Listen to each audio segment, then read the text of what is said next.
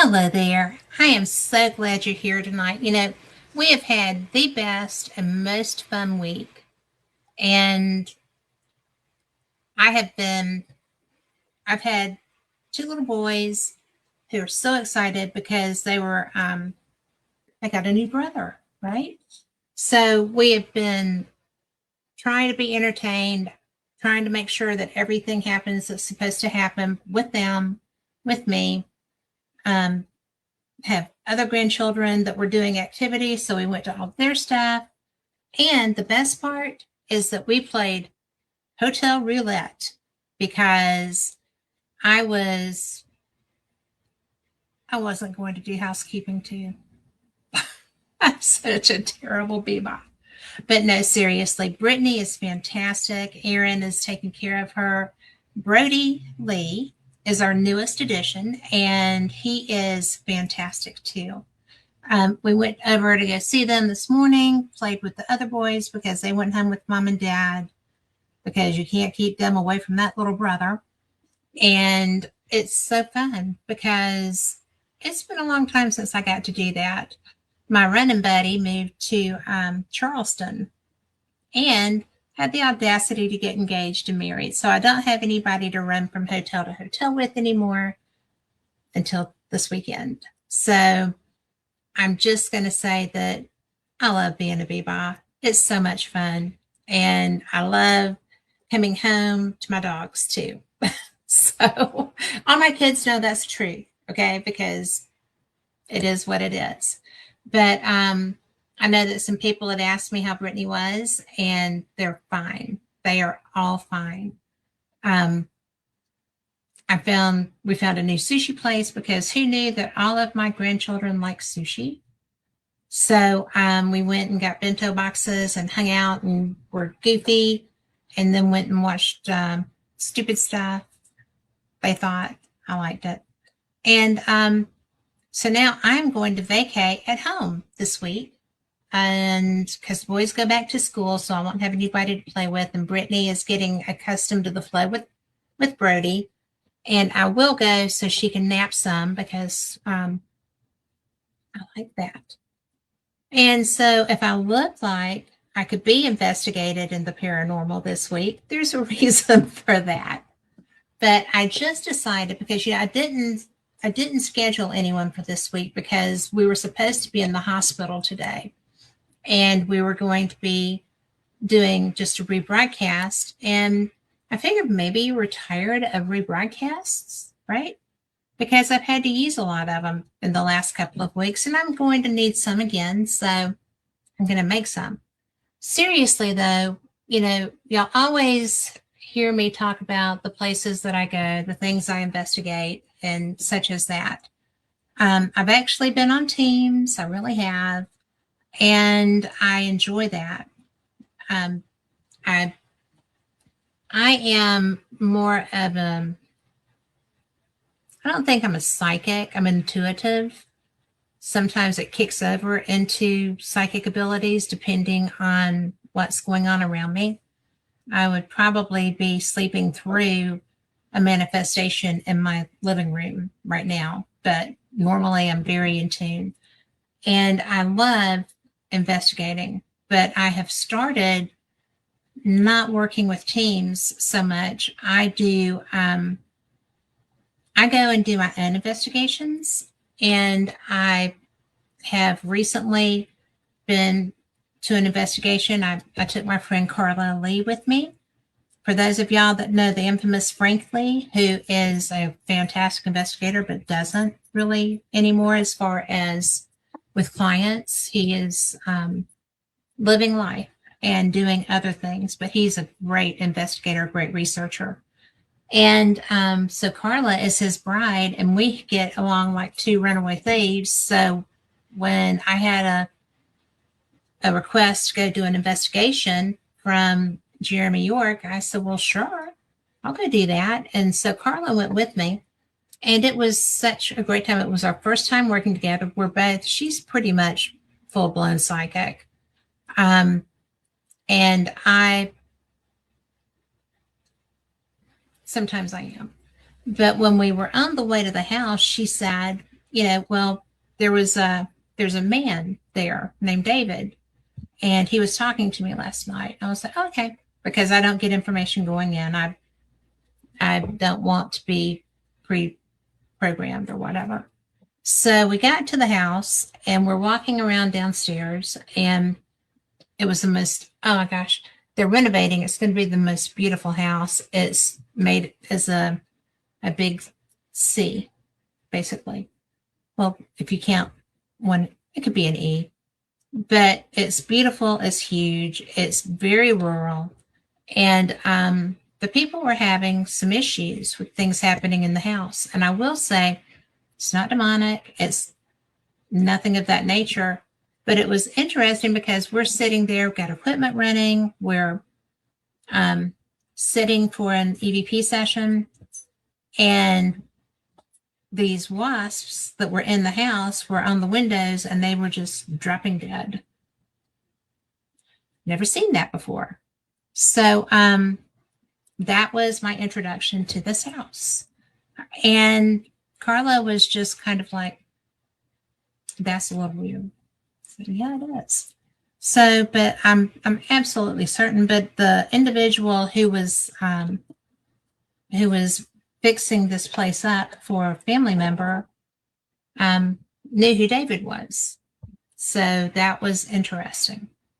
And I love when stuff like that happens. But in this instance, the owner or the owner's daughter was a paranormal investigator, and a really good one too. But she wanted somebody outside of the family to come in, I guess, validate what they had going on. So we did that. And it was interesting, and it was a lot of fun. But so we're working on our reports. I decided that I wanted to add a little bit more to mine. So we haven't gone back for our review yet, but we are. And I'm so glad I had the opportunity to meet this person, because she is a Alabama, in my general area, paranormal investigator, and she has a team. And maybe I can go and do some investigation there, because I like helping people in their homes.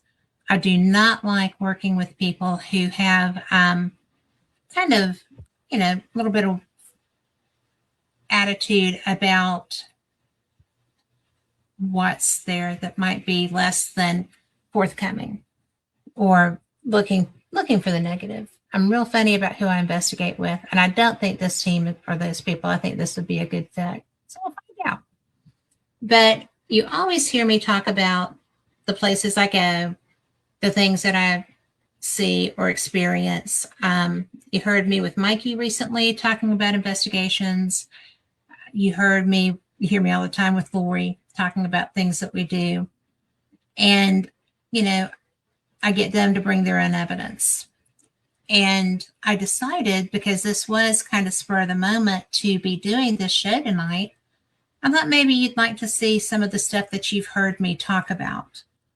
Because when I'm a guest on somebody else's show, I talk about experiences I've had, things that I've picked up. I did not go through all of my Scotland evidence to put in here, because I was running out of time, because I've been playing with the baby. But it is interesting to me, because I've got stuff from SLOS, I've got stuff from residentials, and I get tickled a lot of times when I do residential investigations, because it's almost like the spirits are surprised that you're there. They're used to the residents. If they're not a negative entity, come across a couple of those. I'm not real keen on that. I don't like doing that, because I feel like I'm opening myself up to something. And if I walk into a house and somebody hasn't been honest about what they're experiencing, then that's a pretty big trigger for me.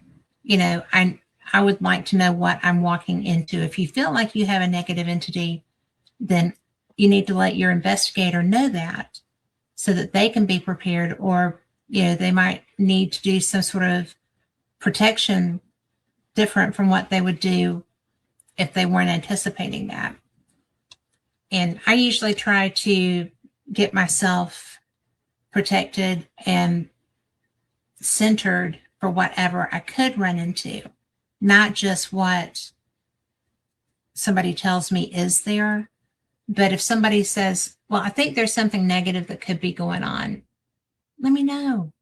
Yeah, I appreciate that. Any investigator appreciates that. But I think that one of the things that makes me enjoy this stuff so much is I get to help people that are maybe afraid in their own home. That's why residentials matter to me. And I haven't been afraid. I've been uncomfortable in my own home when there was something moving and shaking or whatever that I didn't anticipate. I had no idea what was happening. And that was when I was younger. Now I kind of just approach everything with a grain of salt. And I've walked into homes that definitely were negatively involved, and that tripped me out. And then I've walked into a place that the people were absolutely terrified. The woman had had a stroke, and the stroke created an odd physical manifestation in that she had an accent. She wasn't from another nationality. She's American and Southern as I am, but she had a different nation's accent.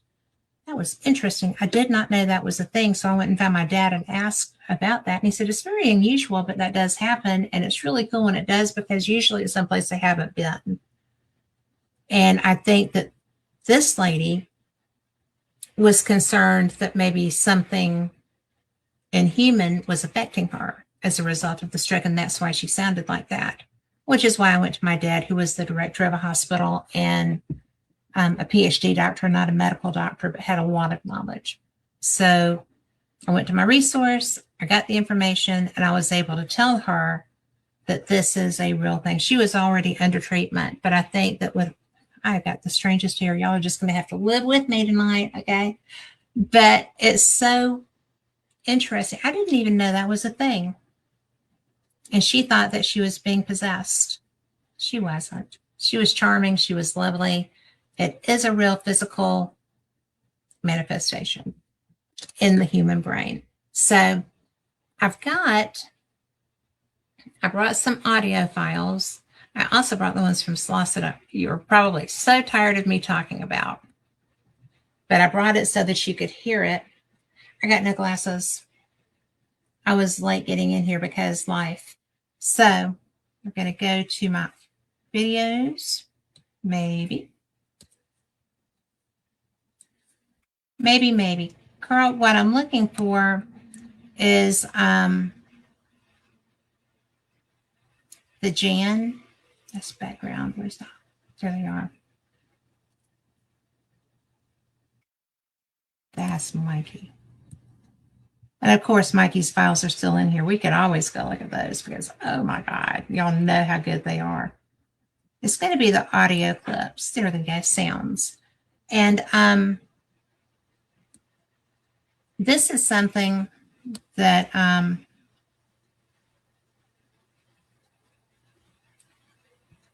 tell me I don't have that up there. I have set y'all up and I don't have that file up there. However,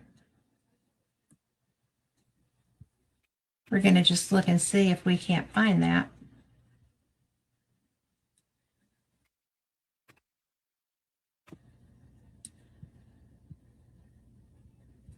But anyway, talk amongst yourselves. I'm just kidding.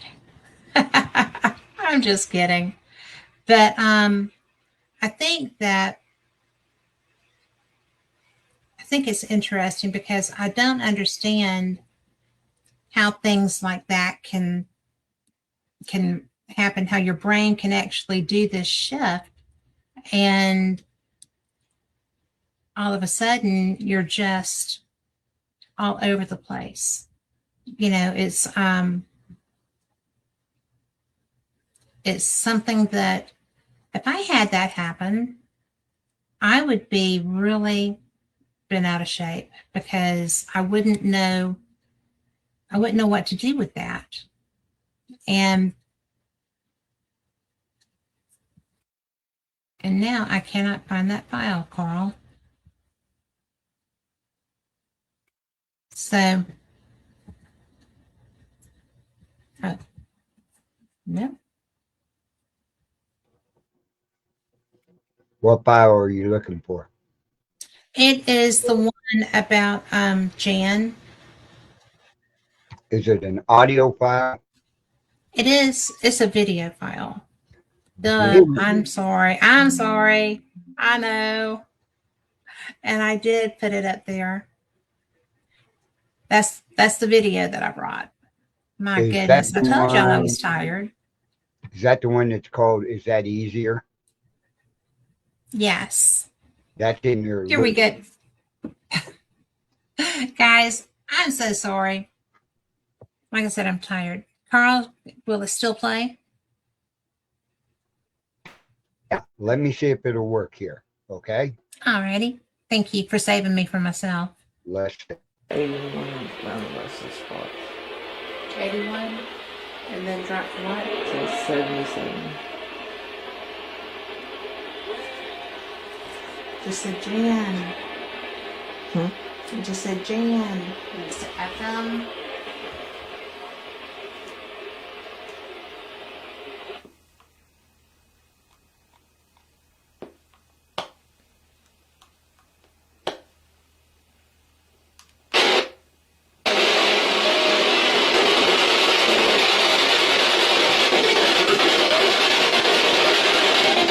Is that easier for you?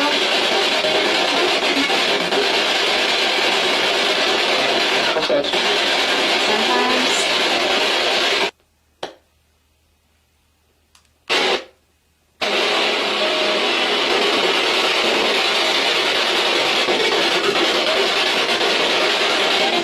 Is that easier for you?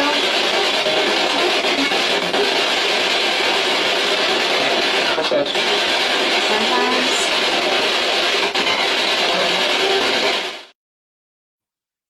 So that in that particular instance, I had she was scared. She was very frightened, and somebody had found an old Cherokee Indian doll that you buy in the gift shops up in Cherokee, North Carolina, and brought it into the house. And the person that had that thought that it was creating the environment and told the lady that. And so it was really a very frightening thing for this woman. And when she heard she heard it say, it knew her and it wasn't having animosity toward her. It was really very sweet to her. And some of the other stuff was very private. So that's why I'm not going to play the rest of it. But, it was so interesting because in that particular case, there was actually a person who was in the room. She had a mirrored wall, and the wall, you could see a shadow reflecting with us in, and it wasn't any of our shadows. So I thought that was interesting too. It wasn't trying to do anything negative to her. It had very much care and concern for her. So, which I guess you could tell maybe by the tone of voice, but it wasn't doing anything other than haunting. And she was very, because she thought that it was because of her damage also. And she was just the most wonderful customer, client, whatever you want to call it, wound up being a friend. And I just think that a lot of times people, and I've seen this and I've worked with teams that did this, which is why I'm not on teams anymore. People get so excited and riled up and they're gung ho to put what they want it to be into their investigation, or what they anticipate it to be into their investigation. And I have seen people who seemed to forget that while you're on a investigation site, then when you leave, you get to go home. And the people that asked for you to come help them do not get to go home. They have to live in the environment. And if you go in there being all blustery and ugly and aggressive with a spirit, then you get to go home after you piss it off. But the homeowner still has to cope with that.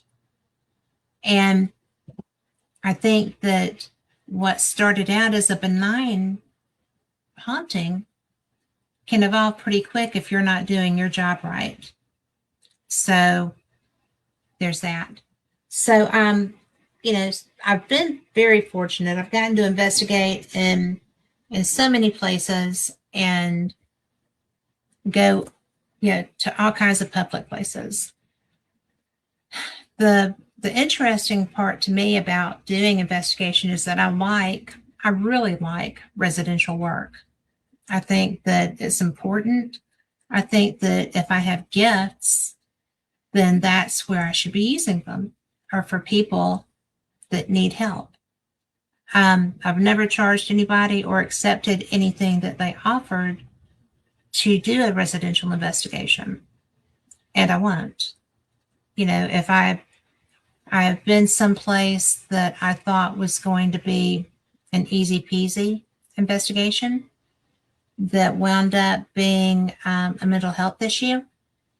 And the mental health issue was and the behaviors also were creating the environment, because when we walked in, the person said, well, I'm a graveyard walking, graveyard stomping, aggressive wanderer, and was really proud of it. And that's fine. I mean, because I like going into graveyards sometimes, and I've investigated in graveyards on occasion. I don't go into ones that are closed. I don't go into ones that are ancient, really. If there are cemeteries around here that have been vandalized horribly, I don't go in those, because those are not going to be happy spirits. And I've investigated cemeteries in Scotland, more than one. I haven't investigated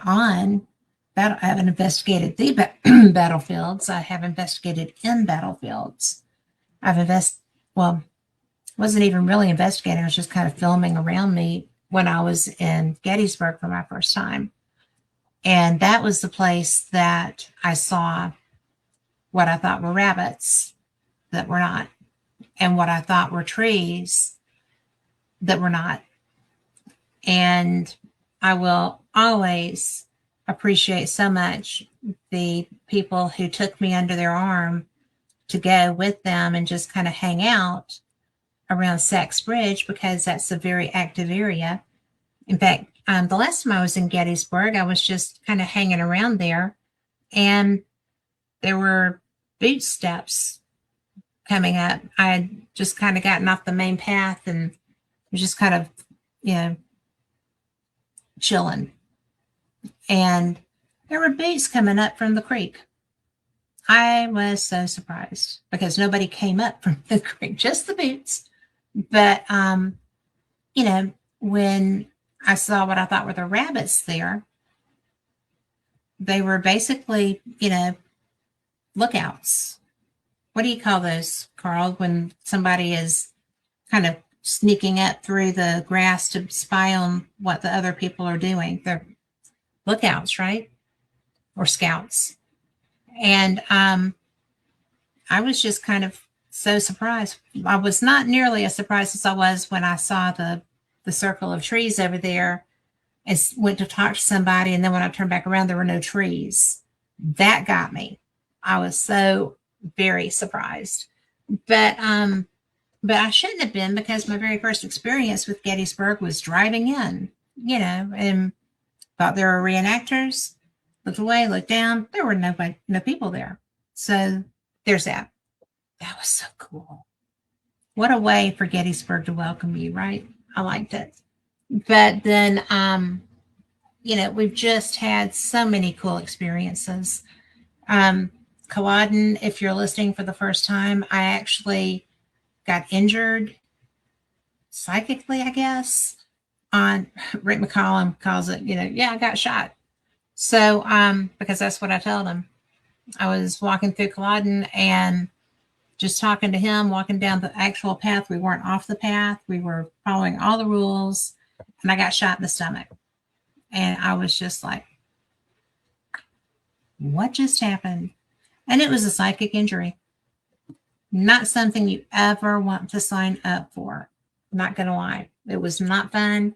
And it still hurts sometimes. And that's been 2 years since I was at Culloden, almost. The summer will be 2 years, year and a half now. But, I didn't think that was a thing. I would never heard of it happening, like on television and stuff. I did not think that was a real thing. And it was the second time I got hurt on that trip in a psychic manner. I'm not a psychic medium. I'm an intuitive. That's what I always call myself. I'm definitely not choosing to be a medium. They can make me hear things or know things if they want to. I don't ask them to.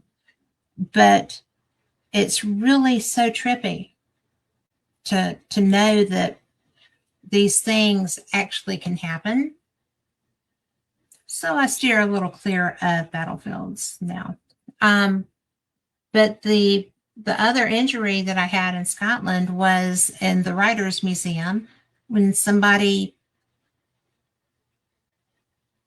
got whacked in the back of the head. I'd been in one room. There's a little circular area, and then there's other rooms off of it. So I was going into the other room where everybody was because our guide was talking to us. And while I was standing in there, whack on the back of the head, felt for blood, no blood, thank God. But yeah, so that was my learning experience that year in Scotland. So we don't really want to do that again. But it was definitely an interesting moment. And that was something that I was concerned about perhaps bringing home with me, this experience, because when I go into people's homes, I don't want to be second guessing myself and maybe shutting down a little bit because I don't want to have this happen.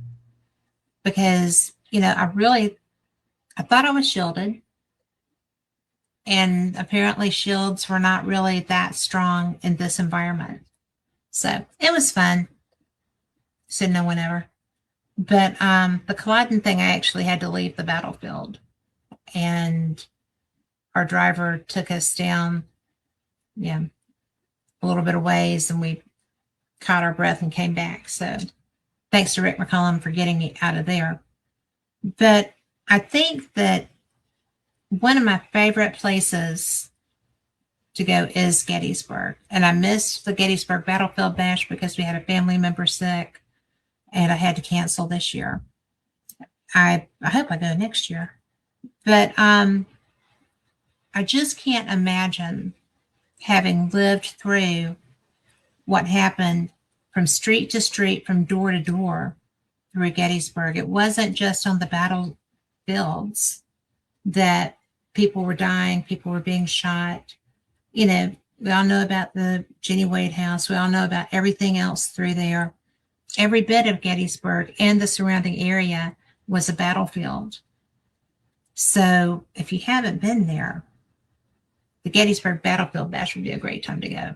I'm just saying. Because the organizers, of course, are busier than one-armed paper hangers. But the rank and file of the talent and the attendees know the history of Gettysburg. and you can talk to anybody. In fact, that's where I finally got to meet Rosemary Ellen Guffey, who was actually Phyllis's best friend who owns Fate magazine.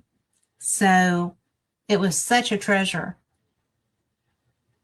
Just having her around was huge. She was a treasure. She was also a pleasure to be around. So that was fun. And I think that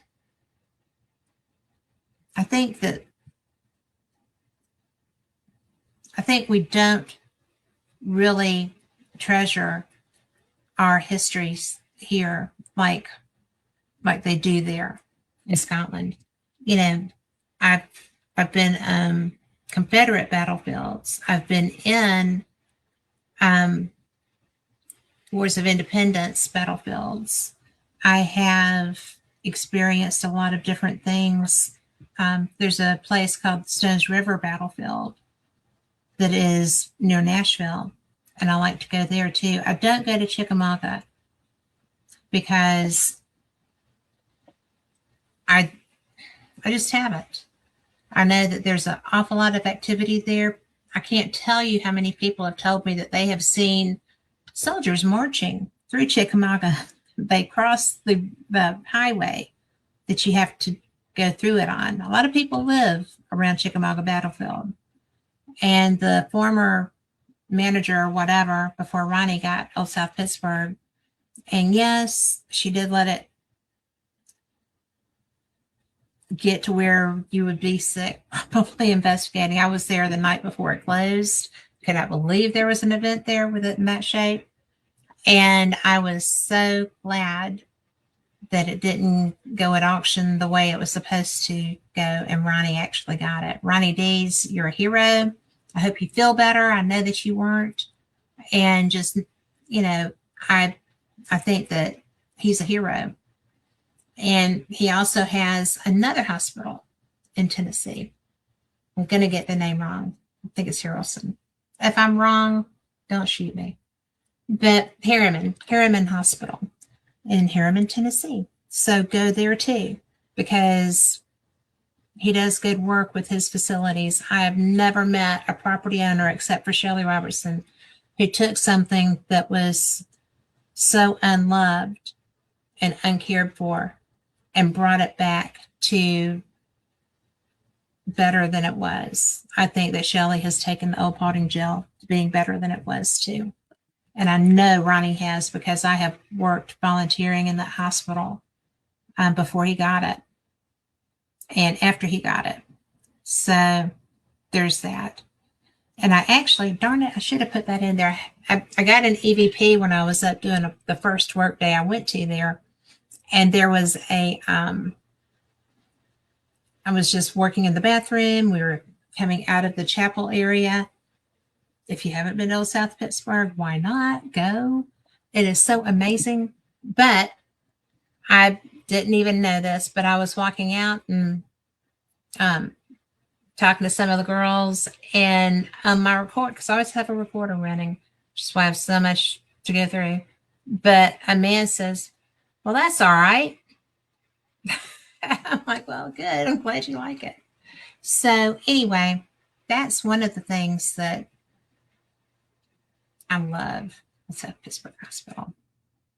And I know you've heard me and Lori talk about it, but if you are new here, Lori and I were there one night, and it was just she and I. We were in the hospital, and I'm always fooling with my equipment. I always have to fool with my equipment. Something's always gone awry. I'm doing it, and Lori is dead still. And finally, her stillness got me. And I was just like, oh, wow. Okay, what's happening? And there's a little punch ball blowing all, the fan was over here. The punch ball is back here by the window, which is closed. We went and checked everything there. That punch ball is going to the fan, right? Staying against the fan. Well, those dogs won't be back in here tonight. And just went shooting down between us. She was on a love seat. I was in a love seat. There's a table between us, and it just shot down through there. I was busy with a voice recorder. I couldn't get something to work. And so that's why she was still, because she was waiting on me to see it. So, go to Old South Pittsburgh. It's so cool. And, you know, we got to go to Winchester House a couple of years ago, and Mikey was there too. That was so fun. There were a bunch of people there. And David, hi, not my David, but a David out in California who came with us. That place was so swinging. And Patty Negri was there. She was doing a seance. And I've got to tell you, I think Patty Negri is one of the nicest women in the paranormal field. She is vivacious and fun and kind and just kind of calls it as she sees it. And there were so many people there who were completely fed by her. My mom came through. Don't think anybody knew it was my mom except Lori, maybe Rick, but it was the coolest thing for me. And I was just like, thanks, but it was a big crowd of people, so I couldn't really acknowledge too much. I did say, yeah, that's mine, but it was awesome. But the Winchester House was freaky to try to investigate because it was pretty much haunted. I feel like everywhere there was a lot of energy there because Sarah Winchester was a very strong woman, but she also, her staff loved her because she was such a good woman. And I did not put that picture in here, but I'm sure if you haven't seen it, you will, because I'll put it up on my Facebook. But I was walking through and I had written an article for Fate about the Winchester House. And when I was going through my photos, I found one, and it was of a shadow man, the gardener, bending over the plants. And I was like, I didn't know I got that. How cool is this? So yeah, it's in the Fate magazine that has the Winchester House on it, in it. But I might have a few Fate magazines right here. Maybe I can find it. But one of the things that I thought was so cool about there was that I actually have a piece of furniture that was in that house. I thought that was neat. This was the topic of my, went in my desk, or my file cabinet. But the Flatwoods Monster was my very first episode of Fate Magazine radio. But, one of the things about being able to do what I do is that everybody knows Fate Magazine and everybody loves it. So, and of course, no glasses.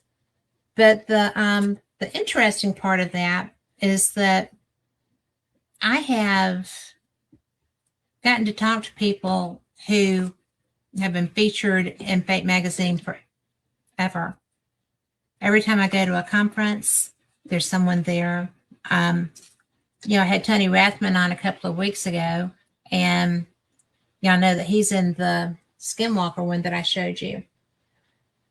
And it's a good article because he's a good guy and he's got great information, and I can't see Scott. But, oh man, I forgot. This one,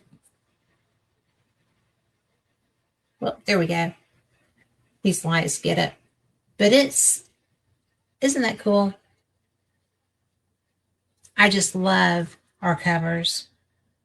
And this one actually has the Curse of Luke Castle in it too. So I'm never going to find this. These are all old. But this is the one that Tony Rathman is in. This is our newest one. And it's all dog-eared because I've been reading it.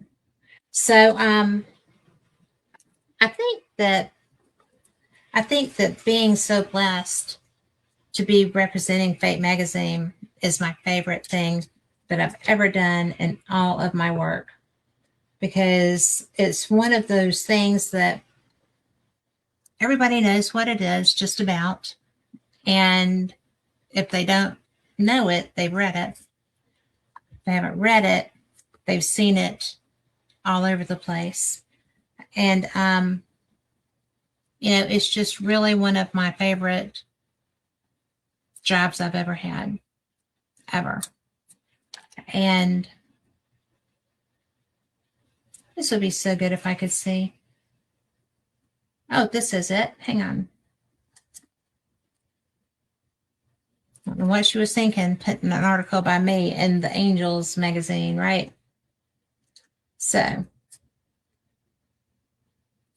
I kid. We love each other. Phyllis Scaldi is one of the very first coolest women on the planet. She and Rosemary Gully were absolutely just like runaway horse thieves. Well, I'm not seeing that image. I must have put it with something else. But anyway, there's my article. Ta-da! And it doesn't have the little gardener. Which article did I put that with? However, there are some more of my pictures from the interior. And this is the edition that it's in. This is issue 740. So you can look on fakemag.com and find any of these and do a subscription. You can get anything that you want. Phyllis can get it to you. And, this is the 60-year celebration edition. And that was Shaman and ETs, The Beasts of London, Angels, and the Paranormal. A lot of angels that, Then there's this one. Angels are everywhere. And that was about talking animals too. And then dolphins speak, and ghosts and UFOs, and don't think there's not a correlation. But now I'm going to have to find that and show it to y'all. But, it's really such a cultural icon.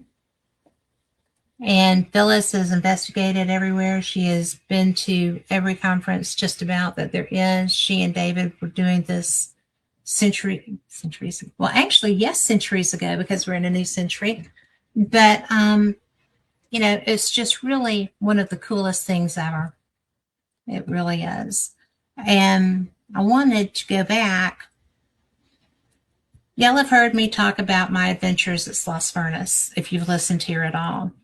And you always hear me talk about what the spirit said and, whatever. And I've never brought the media file here.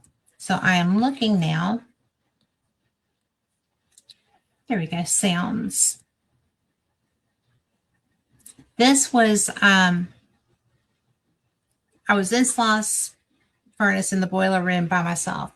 I had been down there with some friends that wanted to experience it. I walked up with them to go out. The son was scratched on his belly. That was different and new. It happened as we were walking out the door. And so I told them I was going back down to make sure I hadn't left any equipment down there. And I was going down there to find out why in the world somebody scratched a kid. So it was interesting because I've told y'all about a lot of this. I was in the boiler room and this is what I heard. It was doing that before I turned my phone off of airplane mode. Did you hear the footsteps? It was doing that. Okay, Carl said he heard them. Off of airplane mode. All right. So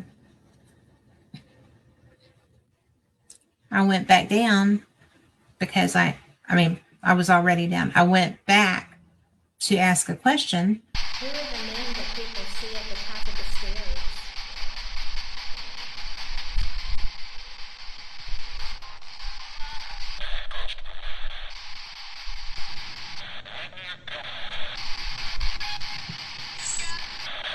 So just so y'all know, I wasn't making that up. That was what I heard when I played that back. I was still down there when I played that back. And so then How many times do you get somebody like that coming to visit you on a Saturday with ways to be able to hear you and you're not talking to her?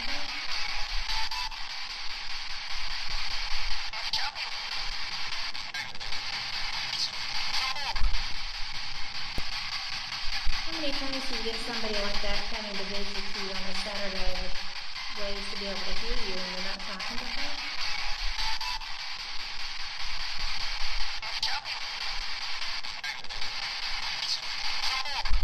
all right, Carl gave me the nod.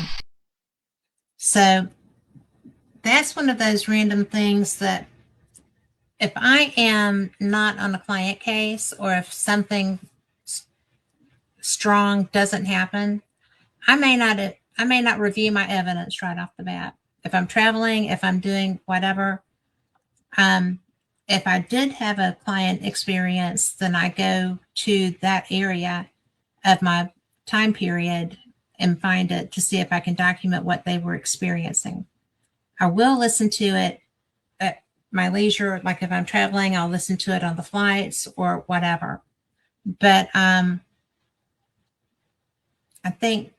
don't think this is Sloss. I'm going to play this because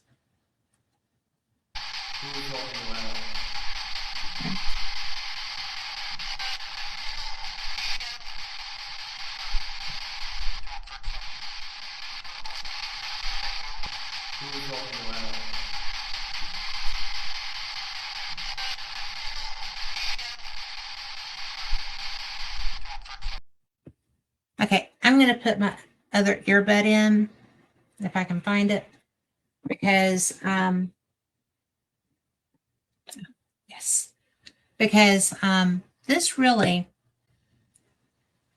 a residential that I was working. Oh, I can hear everything. These, if you are someone who has a hearing problem, I don't get paid for this, but I'm going to do it anyway. If you have a hearing loss issue, hearing aids are like $4,000. If you get good ones, if you have a real need, if you need to do whatever. And so I was getting away with the little amplifier things. They weren't really helping. I have some hearing loss, which makes my investigations kind of interesting now. I have to wear my earbuds. But if you buy the Apple Pro 2 or 3, I think it started with 3, Apple Pro 3s. These suckers are $200 and they are some freaking jamming hearing aids. Plus I get my tunes. Okay. Plus I get to hear my evidence when I'm reviewing it. But if you go into, you can set it on your phone. Okay. You can do a hearing test on there. You can get the information that you need. $200 hearing aids, maybe $250. Anyway, however much they are, they're not $4 freaking grand, right? And they're every bit as good or better than like real ones. Yeah, real ones that I have tried. So that's why you see me with my earbuds all the time. But we had an interesting residential, and this one instance, y'all may have heard me talk about a client who had gotten in a bind with the team that I used to investigate with, which is great. They're really good people, but little difference in outlooks, and that's okay. We're all individuals, right? But the client had bought a child's Ouija board, okay, for whatever reason. They lived in a neighborhood. This is not rare in the South. It may not be rare at North either, but it's not rare here at all. The neighborhood had a cemetery in it. And they, as far as I know, they did not desecrate the cemetery. The stones were still there, probably. I did see some there. The trees were still there. And this man thought that it would be, loads of fun to take this Ouija board that he got at Toys R Us to the cemetery and play. Now, y'all have heard Mark Fultz on this show before talking about don't mess with something you don't know how to put away. This is what happened to this man. He had gone down there, and words matter. If you are just a paranormal enthusiast, if you're a paranormal investigator, if you have been doing this for 457 years and you still go out there and say, who's here? Or I want to talk to anybody that's here or anything that's here. If you say anything, you are shafting yourself because words matter. Invitations in the paranormal work matter. You are responsible for your safety. You're responsible for your verbiage. You are who controls your environment. And we all know this, right? So, or we should. If you are using a communication device, whether it's boards, whether it's rods, whatever you're using to communicate with spirit, you need to be very clear in what you say. Because this poor man said, is there anything here that wants to talk to me? Or, it evolved into it went home with him. Didn't want to talk to him, but it went home with him to do it. And he ultimately, his family moved out of that house. And it was such a bad thing. It was crawling on the bed. It was doing all kinds of crazy things. And it was so sad. When we went back, because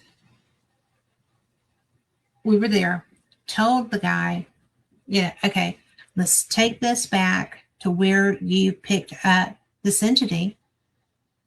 Let's get rid of your Ouija board, clean it, go back, put it back, and just bury it there. And we'll close this out. The idea was to bind that spirit to the board and take it back. And it was no time. That board was back in his house. And his wife and children left again. And he called us like, why did you do this? Why is this here? And so we went back. Frank Lee came with us, and he's sitting over here. Well, he's sitting here looking down a hallway where there's a mirror outside between the bedroom doors on the end of the wall. Was that for me?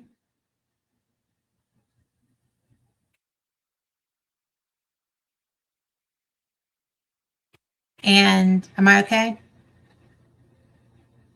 Carl's looking at me. Is there a problem? Take that out. Okay, I got a thumbs up. So when we were there, it was so bizarre because Frank is looking down the hallway. There's a mirror. I'm looking out a glass door to the front of the house. And I see him, who is not easy given. I mean, he does not pre-assume that there's something paranormal going on. You never should. But he's sitting there looking down the hall, and he's like, there's a lot of shadow movement, and it looks like there's a lot of it in that mirror. And I said, really? I said, because there's a lot happening outside the front door, too. So there's outside and inside activity happening. Well, we wound up taking the Ouija board and disposing of that safely. And then one of the members of that team was a haunted collector. So he took the mirror and bound it. And it was really, really something. And he just added it to his collection so that he could keep it sealed and it not go back and affect this family. And I swear to goodness, it was the strangest thing I've ever experienced as far as a residential case go. I am going to, I know one from this case. Let's see what.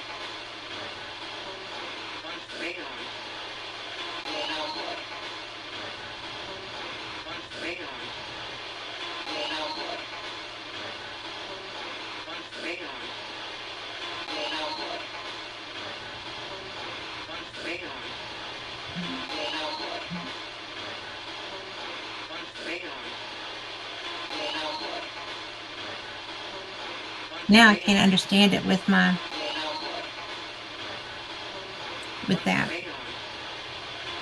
Carl, could you ascertain that? Play it again.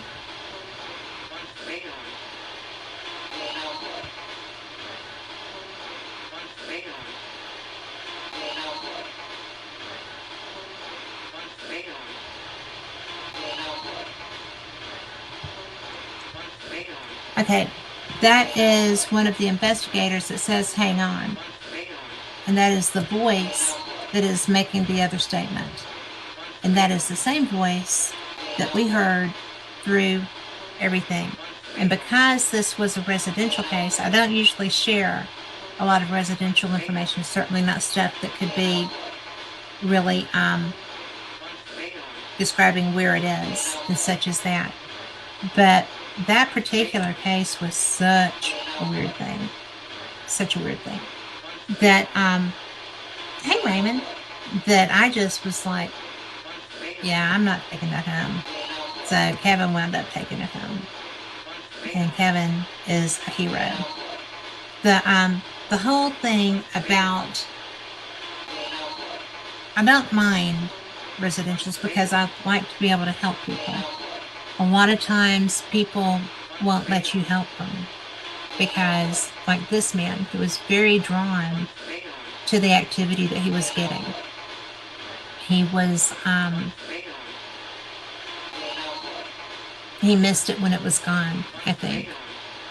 And then when he realized that his whole world was going to come apart because of what was happening, then he was wanting us back to help him fix it permanently. And that's what we tried to do. But I just absolutely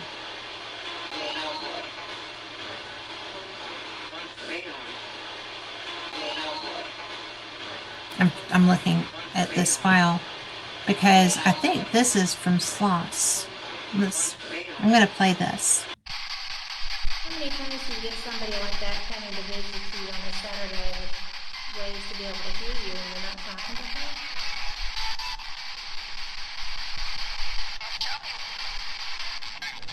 Okay.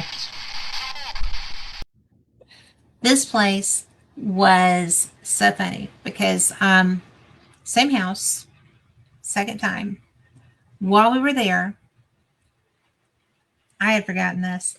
But anyway, we were like, you know, we're here to do an investigation. We're here to talk to you. We're here to find out why you're back. We're here to find out, you know, and that is the history behind this because it was just wasn't talking to Frank. So How many times do you get somebody like that coming to visit you on a Saturday with ways to be able to hear you and you're not talking to them?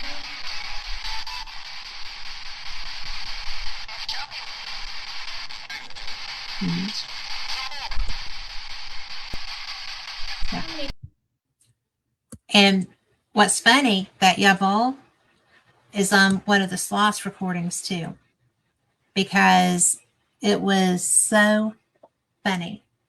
I I would not have given 10 cents on my odds of getting a German response or Polish response. It could flip either way. And I've had that happen in 2 different locations that I know of. May have happened in more, but I do know that it's happened in 2. And to me, that was just crazy because I cannot fathom what that was like that created that. And I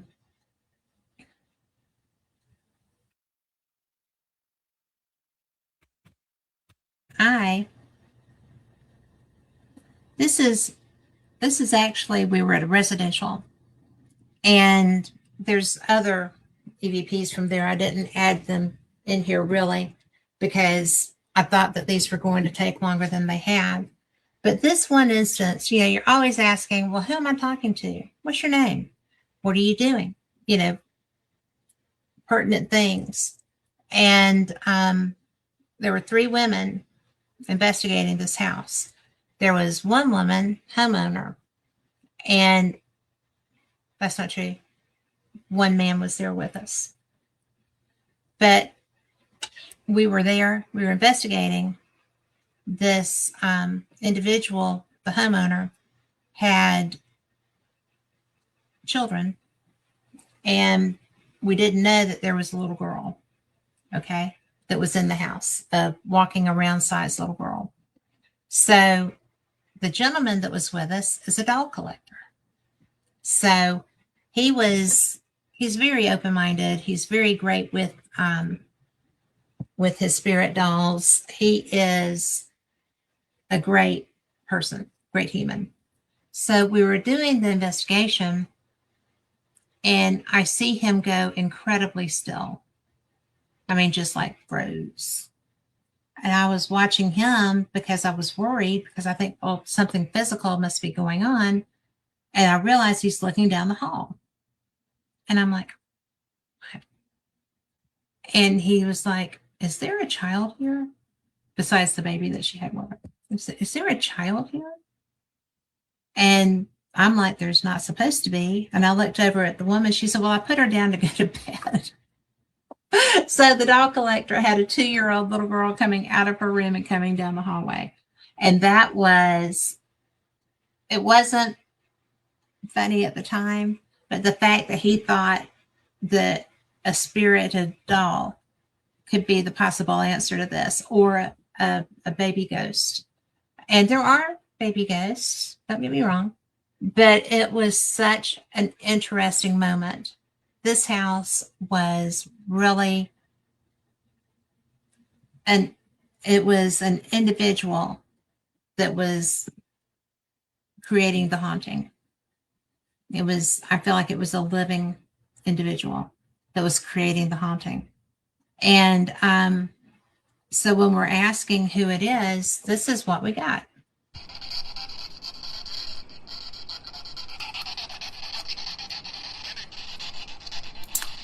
Kimmy, I heard that. Who's here?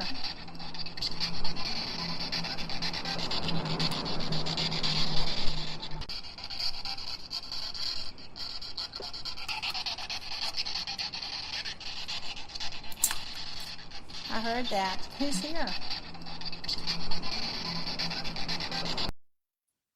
But it was just such a weird thing because when we're asking, for a name, we get a man's name. And Kevin was the only man there.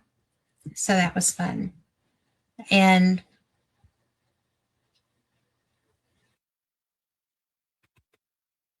you can tell that I'm not 110% right now. But I'm having a good time. Are you having a good time?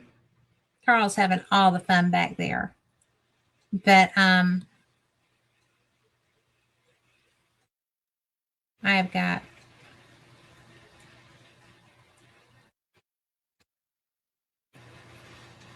This is another residential, and there's several files for this one.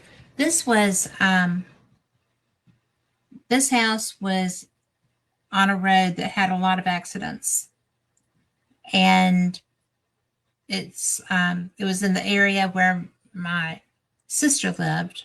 It was not where my nephew's accident was, but there were a lot of fatal accidents on the street.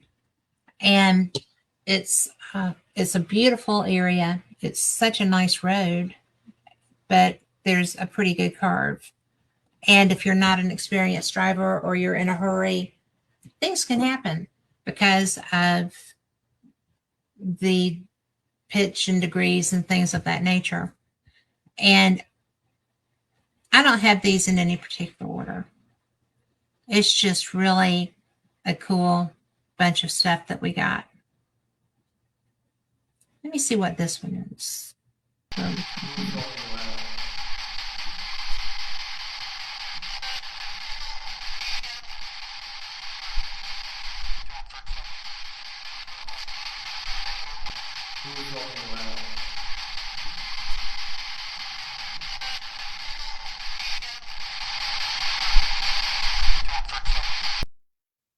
Okay, I can't make that out with just one earbud. I usually have this in a program that I can pull them out better.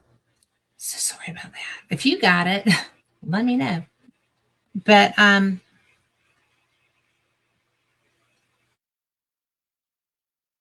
that might have been starting this. Are there any soldiers here? Are there any drunk soldiers here? Say something. Lanier did say that her father was an alcoholic. Okay. Is that one of the words that popped up was drunk? Mm-hmm. Is her father still living? Okay. Does anyone know? Is Lanier's father still living? Done. Are there any soldiers here? Are there any drunk soldiers here? Say something. Lanier did say that her father was an alcoholic. Okay. Is that one of the words that popped up was drunk? Mm-hmm. Is her father still living? Okay. Does anyone know? Okay, there was an obelisk going as well. There were, it's a spirit box and hearing. And they said drunk soldiers. So I did not think they said drunk. They did. But it was really interesting because that's one of those times that you kind of get more than you're anticipating. And that area, I think that there have been drunk accidents there, obviously. But I didn't know that we were going to get drunk soldiers. So that was a different kind of thing. Let's see.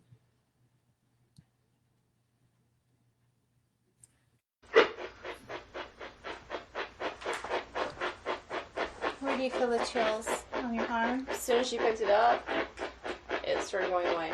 Oh, okay. But no, it was like my face had chills on my arms.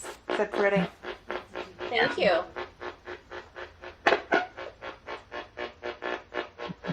You know, she doesn't mind you giving her sensations. You just took her by surprise. And this thing right here, the orange thing that Kim picked up, that's not going to hurt you. It's just to let us see what the temperature is around Val. You're more than welcome to come back over here. We had a as long as you millimeter. don't harm me.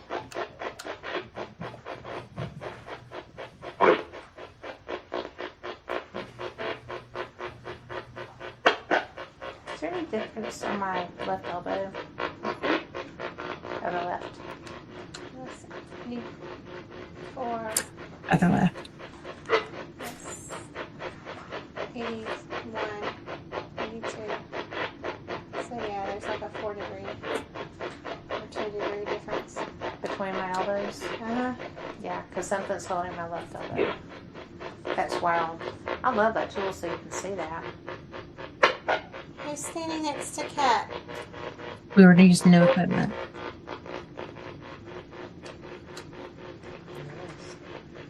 Who are you?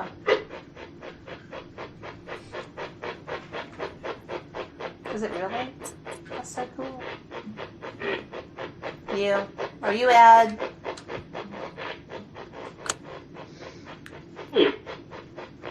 Hey. You said pew, maybe?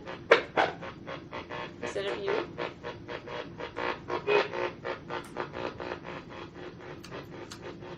And see, Kim's looking at the temperature around me right now, and that's not hurting either one of us, right? So you don't have to be afraid of the equipment.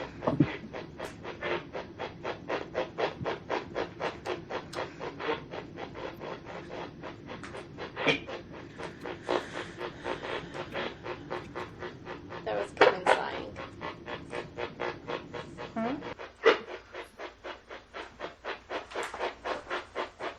Where do you feel the chills? On your arm? As soon as she picked it up, it started going away. Oh, okay.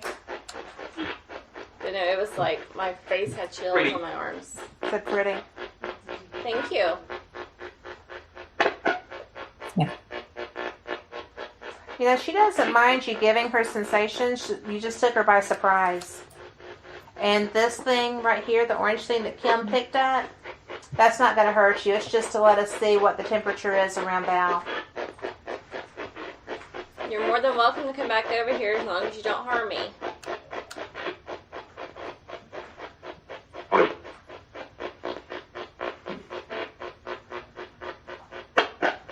Is there any difference on my left elbow? Or the left? Now, I don't know if y'all heard right there where when I said, is there any difference between the temperatures? And, yeah. But when I said, don't hurt me, so, huh? So I just thought that was kind of neat.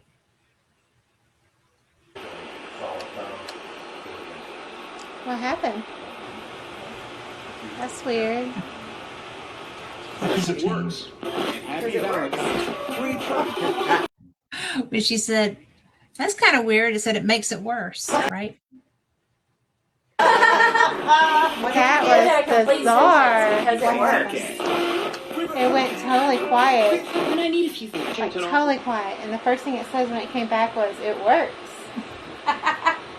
Like Did you this. doubt us? Worked, not worse. I've never heard it do this.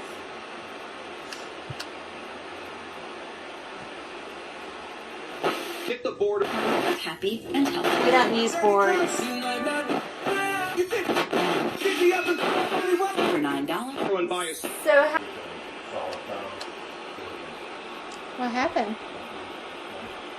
That's weird. Yes, it works. Happy it works. Valentine's. That was bizarre. Because it works. It went totally quiet. And I need a few things. Like totally quiet. And the first thing it says when it came back was, it works. And that was the most fun we've ever had with an EVP, right? So anyway, seriously, that whole house was so historic and so beautiful, and it's in a very nice area.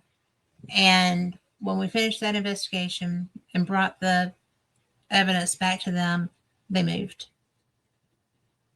And that was a family home that had been in that family for generations. So that was kind of a weird thing. So let's see. I think I played all 4 of those. The gas was just sitting on yard. So it's going to drain our battery. K2 batteries. I'm going to turn mine off just to conserve it. The gas was just sitting on yard. So it's going to drain our battery. K2 batteries. I'm going to turn mine off just to conserve it. The gas was just sitting on yard. So it's going to drain our battery. K2. So that particular house had more activity, more surprises. The whole house had spirit through it, and they had just done the basement. The crawl space of the house was treated with the polyurethane stuff, and everything was pristine. It was such a gorgeous area. We got a lot of evidence down there, and I figured it was because it had been changed. And when we were actually in the house upstairs, that was where they were, we had all this equipment out. We had REM pods, we had recorders, we had K2s, we had everything that we had was through that house. And we wouldn't turn it on until we were in the room with it. And that was why it was so funny when the man said, "It worked." And I thought that was cool because he was excited because he could communicate. I think that's what I took from it. But there was so much in this one location. And it was just a normal family of four, beautiful home, beautiful land, beautiful place. And they happened to be in an area where A, there had been Civil War activity, B, in front of their house were a lot of catastrophic accidents, and C, they did have family spirits there because it was an old family ancestral home, right? So everything combining together kind of like got them ready to go. And so they moved into a smaller place that was absolutely gorgeous and very suited to their family. And they just called it a day. It's the first time I've had a client move from their home because of the activity. And I think it just made them that nervous to know that there were actual spirits there. It's one thing, I think, for them, and a lot of people feel this way. It's one thing when you can like laugh about the family spirits, right? Or laugh about the ghost in the attic or whatever. And then when clients, especially these had pre-adolescent children, when parents see this as happening, they're not nearly as comfortable with it as they might have thought they would be. But these were the first clients I ever saw actually actively leave their home. And they were happily ever after. So, and I'm not sure which one this goes to. You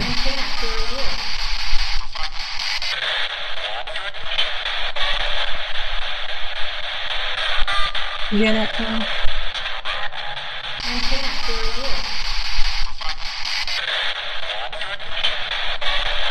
Maybe.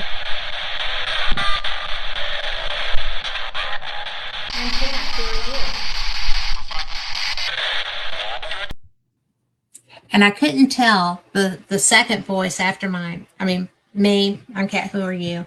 And then the next voice, I'm not sure if he said, "I'm fine," or "I'm Frank," which would have been funny because I was probably investigating with Frank there. And then, "I'm David." And that's the most direct.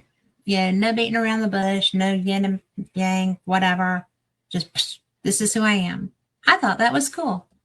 I love when they want to, interact and converse and share their experiences, because a lot of times, and I won't usually do anything more than just prove that, for something like this, prove that somebody did reply, right? Because a lot of times, whatever we're getting is either for the family or for one of us, if we're in a public venue. I had been in the old Paulding jail in Paulding, Ohio. That place, the first time I went there, I made them all mad. But ever since that one time, every time I go back, it's such a coming home to friends kind of thing. And I haven't been back for a few years now. My life kind of got busy and I haven't been traveling as much other than, like big trips once a year. But there's that. And I'm so excited when Spirit interacts with me, because a lot of times I'm in an environment where they don't know me. They're not my spirits. And when I get interaction, it's so exciting because, they're choosing to communicate. I think that's such a gift. And I think I have had a negative experience on an investigation, but it hasn't been one that made me stop. Like I said, when I was in Scotland, I got physically whacked. And, there's an event coming up with May Herndon's group who are going to Scotland, and they're going to be investigating with the Scottish Paranormal guys. Ryan O'Neill is going to be the lead talent. I'm sure that Gregor and hopefully Lee and Kyle, more than just Ryan, will be participating with this, I'm sure. And I know that Gregor is going to be doing a tour of St. Andrews, which is his forte. And he has given me his tour 3 times now, and it's never boring. He knows everything about St. Andrews. He's an author. He writes, Haunted History of Scotland, and he's brilliant. He is, Ryan, of course, Haunted Scotland, Haunted Ireland, and Gregor's been on those shows with him. But Lee may have been too, I'm not positive. But it's really so much fun. I know that I'm not sure when that tour is, but you can find it online. And it's May Herndon, MaiHernon, and she'll have her business information up there too. But it's really, that's going to be a good tour. They're going to go through, I'm going to put this on because dry lips and my drink didn't make it in here. But not anybody's fault but mine. I just didn't bring it. But they're going to do St. Andrews. They're going to go back to Culloden. And if you are somebody that is into the histories of the Jacobean War, the uprising as it's called, the massacre is what it was at Culloden. I got to participate in that. But there's just so much. They're going to be going into Stirling. Y'all seen my pictures of the jail there. And the castle is amazing. It's yellow, golden, because that was the color of influence, because people didn't paint their stuff then. And it's so much fun to go and do these things. I saw some of the people talking about the different battlefields, and they're actually, I want to say a 7-day tour, and they're flying out of Glasgow, which is unusual. Most people go through Edinburgh, but I think that's where they're closing. And the University of Glasgow is where a lot of the exteriors of Harry Potter were filmed. So that would be something to see. And May, you owe me. I'm just kidding. But seriously, if you got to investigate with Haunted Scotland, then, there is not much better. And they probably are the best, no lie, hands down, paranormal research team globally. that I know of, because they bring such a diverse array of talents to their work. And, you know, they're tech guys. We are not talking mediumship here, although they have several mediums and psychics on their team. It's a huge group of people when they all get together. But the primaries are, you know, who I usually am out with. I was lucky enough to get to do a group event at Sterling Castle, the old Sterling jail, when I was there last year. Rick and Lori and I got to do that. And they are so unique and so special. And as a group, they're absolutely wonderful. If you're in Scotland and you come across them and they're having a public event, go to it. It's the best. And, you know, they bring so much to the table. I've had Lee Dunn on my show, and I've had a reading by Lee Dunn. And I don't do readings with very many people because I'm very protective of my energy and my space.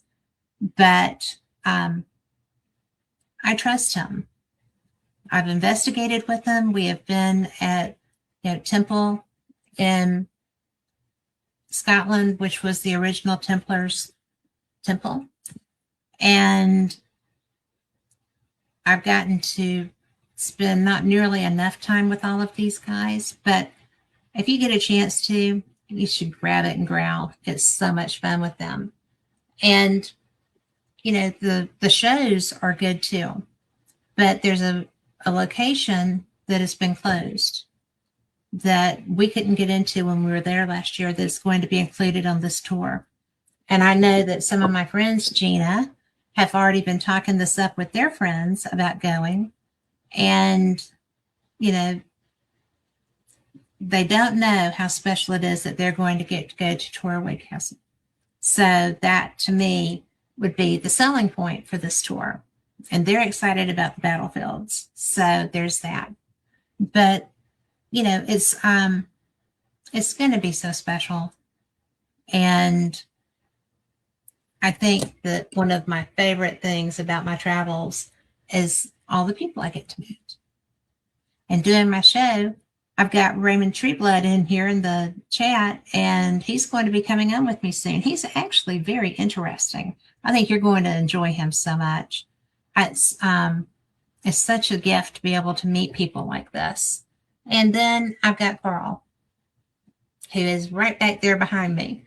And he is one of the better investigators that I know of. He's very into the experience. He's very interested in what's around him.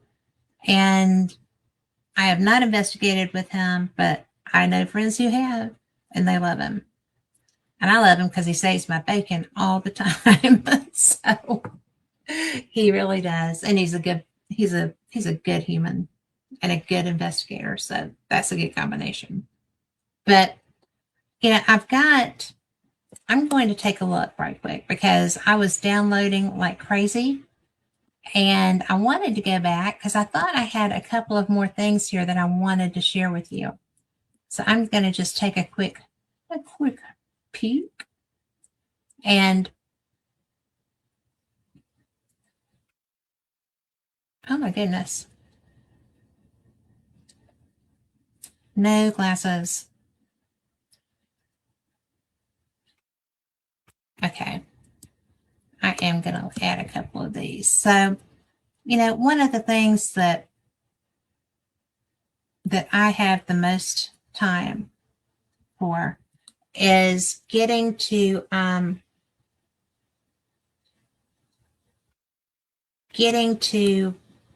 have the opportunity to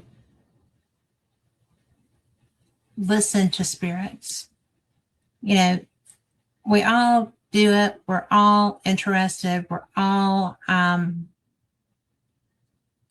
having a good time while we're doing it. But to actually have spirits interested in talking to me or for you, you know, I just think that there's so much that they could be doing other than talking to us, that it's a real gift. when we get that, because it's just, man, when they decide that we're worthy of communication, when they have so many people who are not user friendly, people that come and get scared, or people that come and try to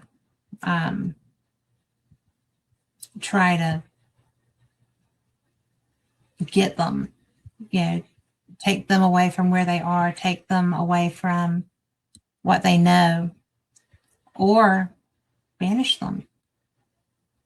Banishing is not necessarily a great thing, I don't think, because we don't know where we're banishing them to. And I think that's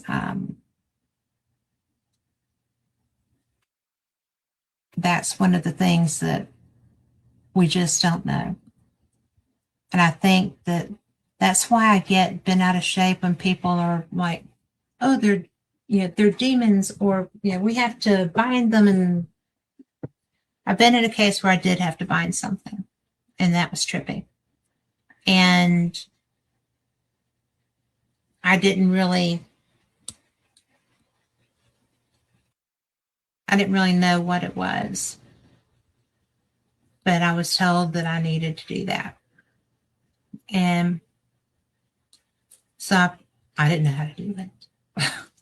I had never done that. And there I was doing it. And I actually felt like I was in such a bind from it, myself, because I couldn't get the gist of what this was that wasn't really going away, although people had tried to move it. And I am by no means really the be all and the end all binding things. So I was nervous. I really was nervous. And it worked out, I think. But,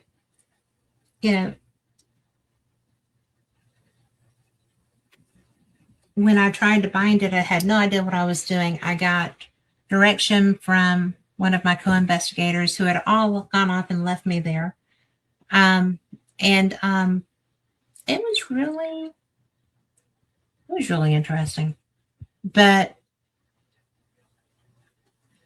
never go off and leave an investigator still at a house by themselves with the owners. Just saying. But I don't go investigating by myself at someone's house. I won't go into a home environment. I won't go anywhere with anyone doing paranormal or wanting paranormal things alone. I'm a chick. I am very cautious about that. And, you don't want to be a statistic. So when that was my first time investigating with that team. And so, they got in the car and they left. I was trying to leave. And the homeowner came running out the door, and he was upset with me because what had been creating a problem in the house was back in the house after he had watched it drive off in a garbage truck. And I totally believe him because he was hysterical almost.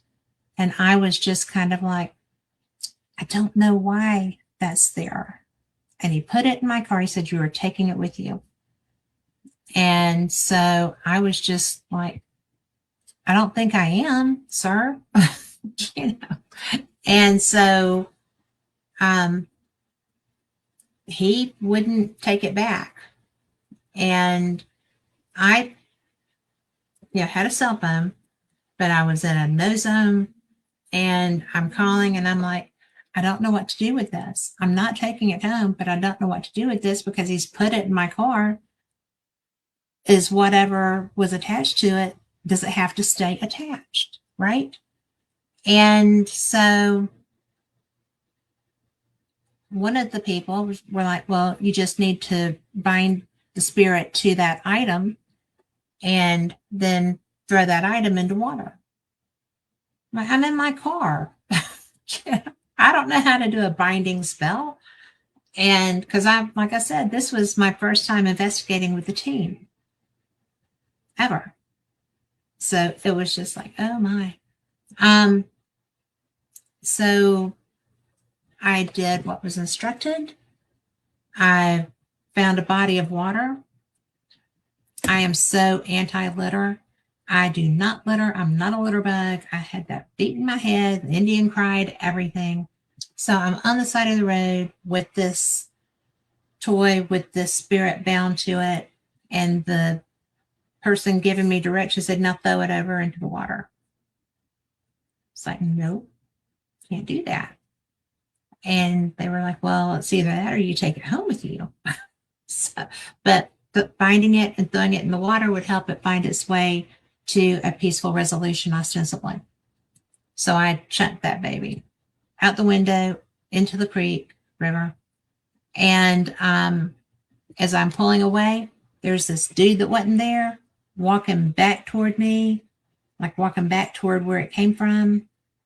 And he was not there because, trust me, Miss Anti-Litter, I'm looking around. I don't want people to see me littering, right? Because we don't do that. And there wasn't anybody around. And I had gone down, turned around, and come back to where I was going to throw this thing out.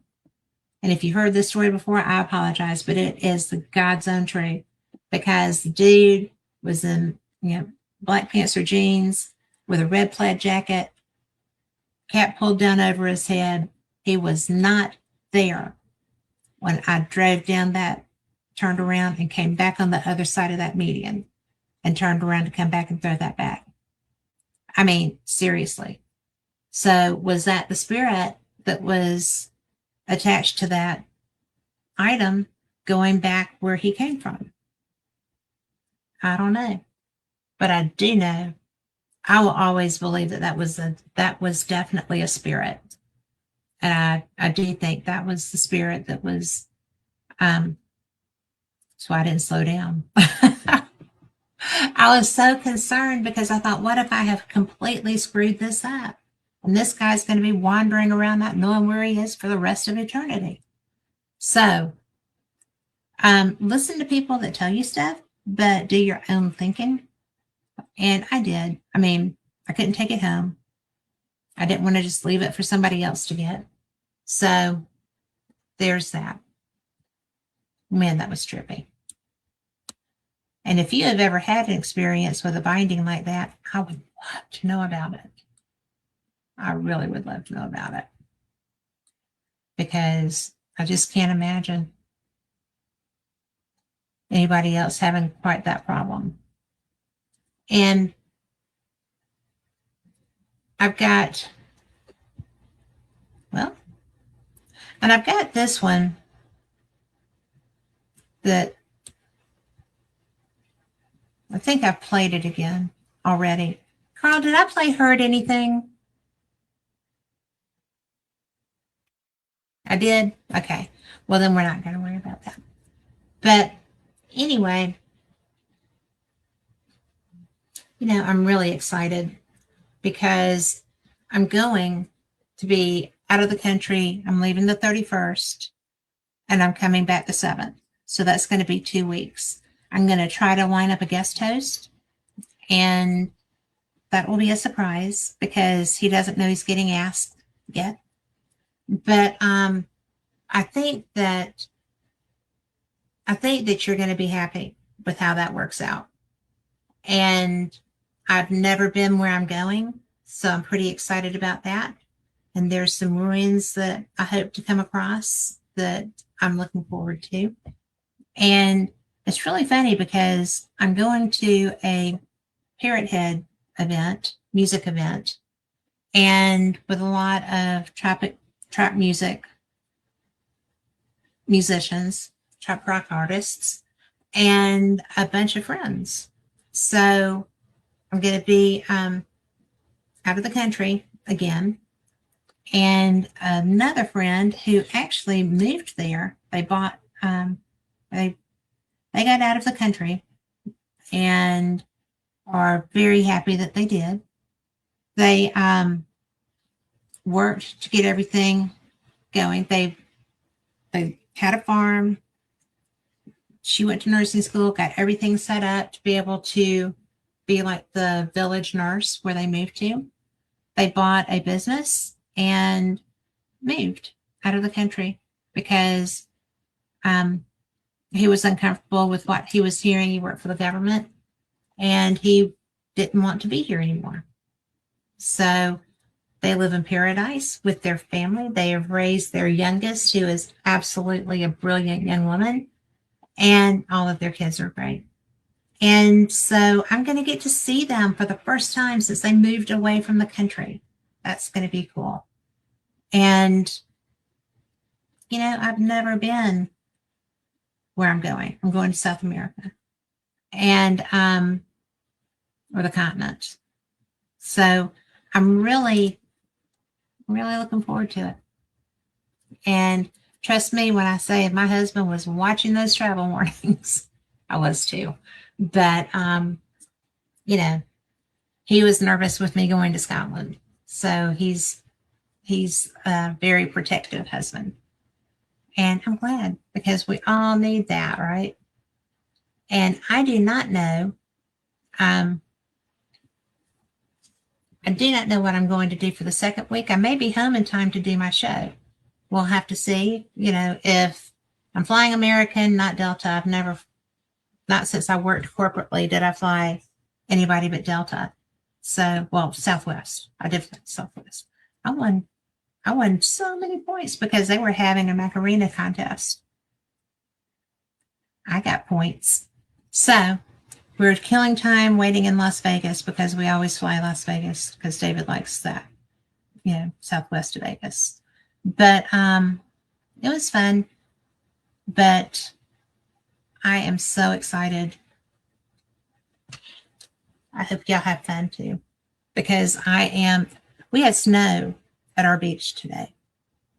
And Carl and I were talking about Denise, this, you know, pre-show.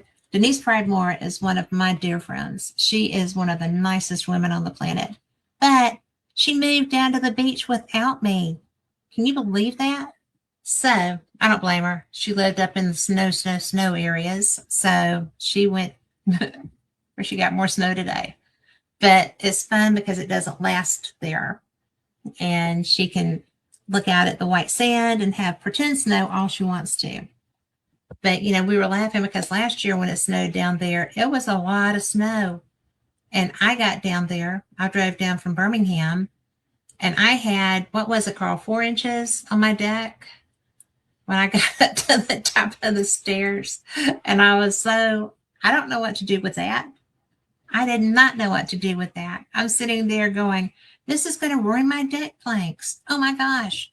So I got a broom picker-upper, you know, the dustpan, and I scooped, you know, I just kind of ran it down to the edges so that I wouldn't have to be stomping through, you know, ice the next day.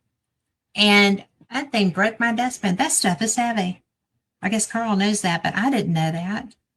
So I went through 2 dustpan pans because I had 2 in there, and it still didn't get all of it. I just got a path to get to the stairs, which I also had to do.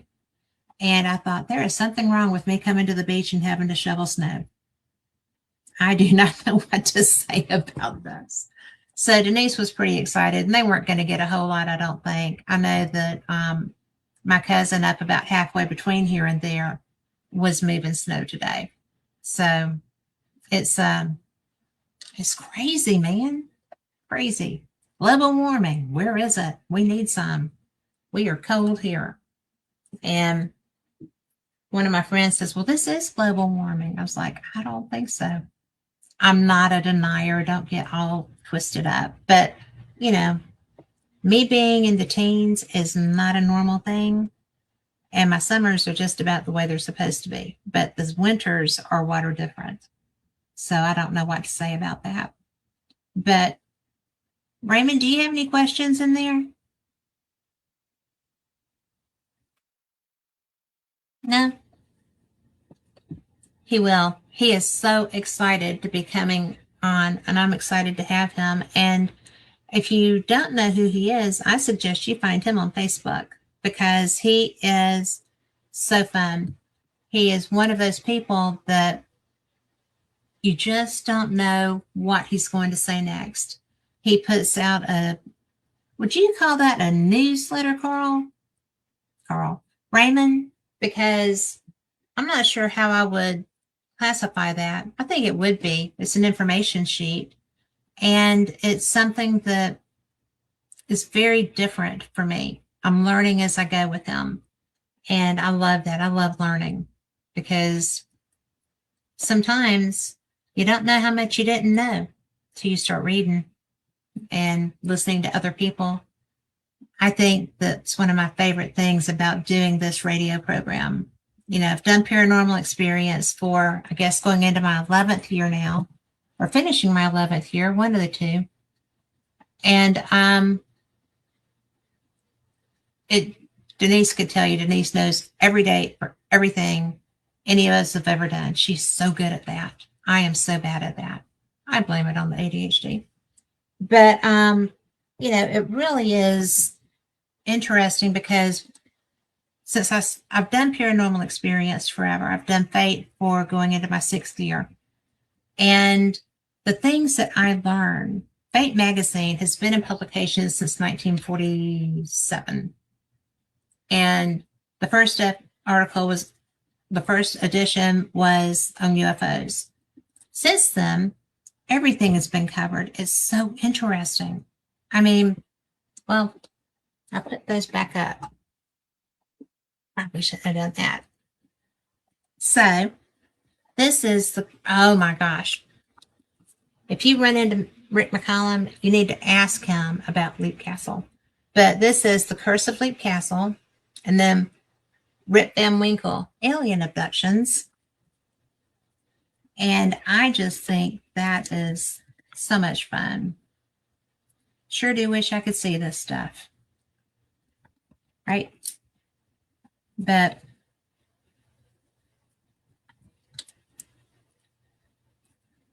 The Curse of Leap Castle was written by June Gosler Anderson.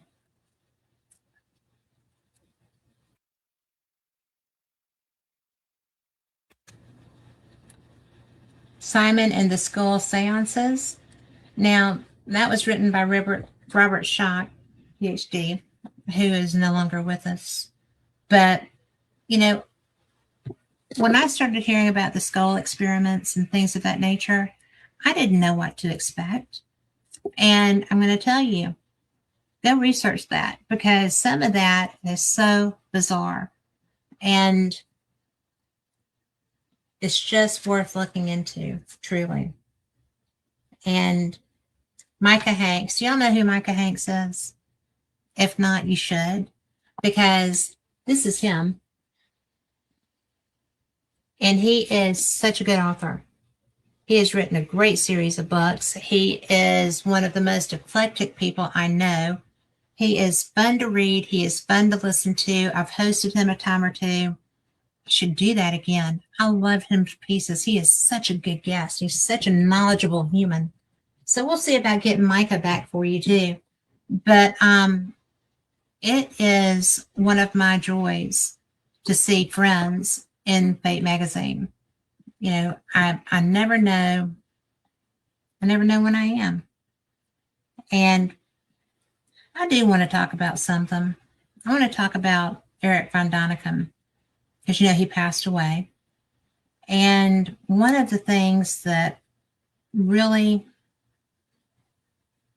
one of the best things that has come out of me doing radio or podcasting is that I get to see, listen, and learn from some of the best people in the world.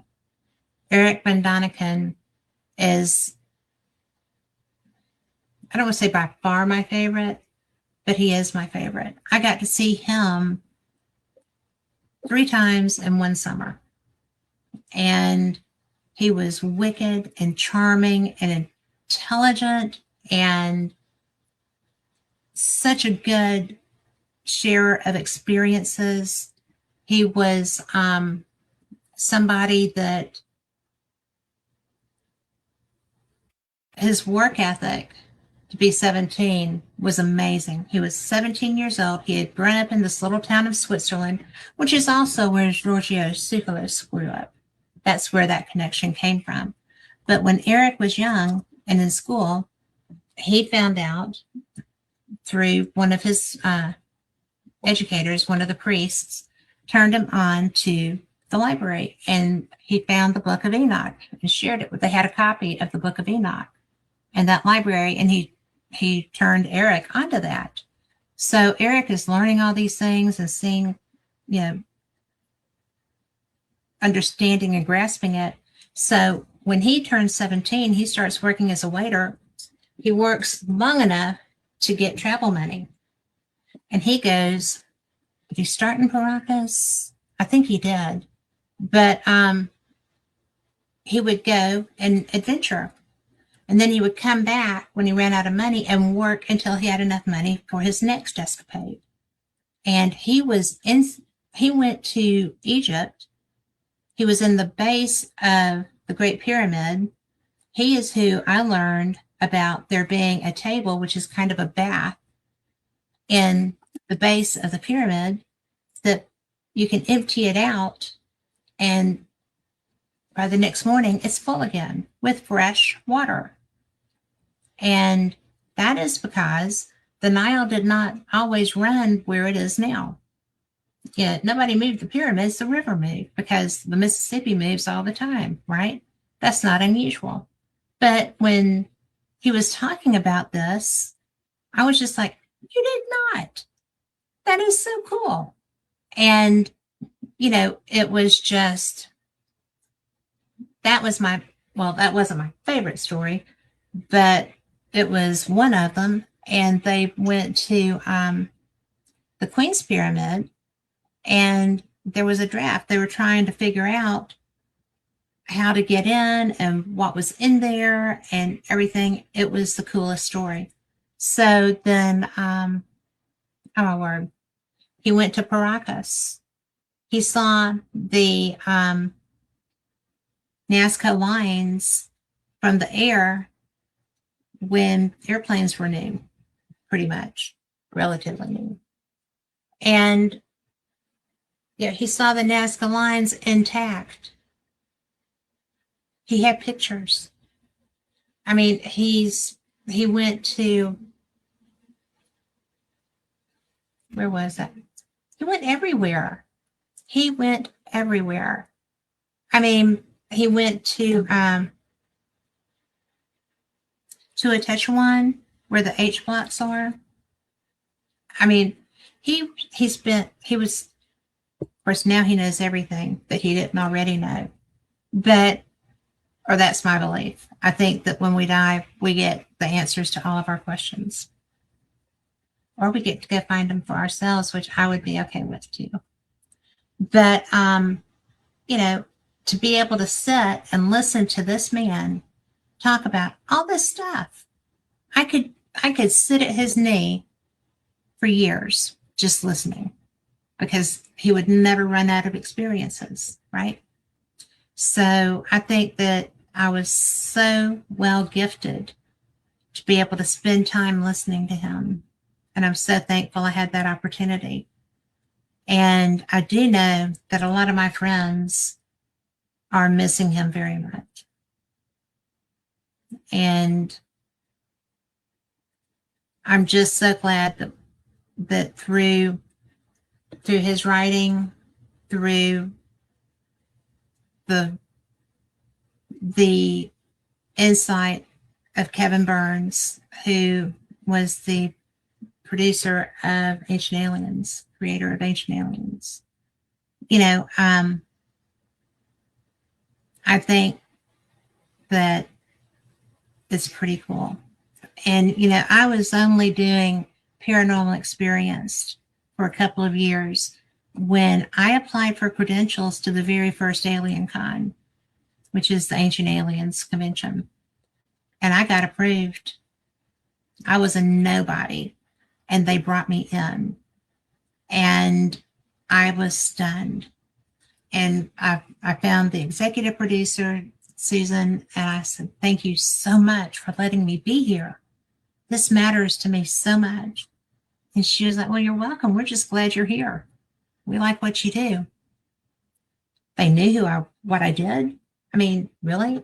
So then I got to sit down and spend some time with Kevin Burns.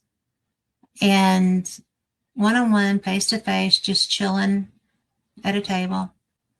And I'm so glad I got that chance because he's passed now.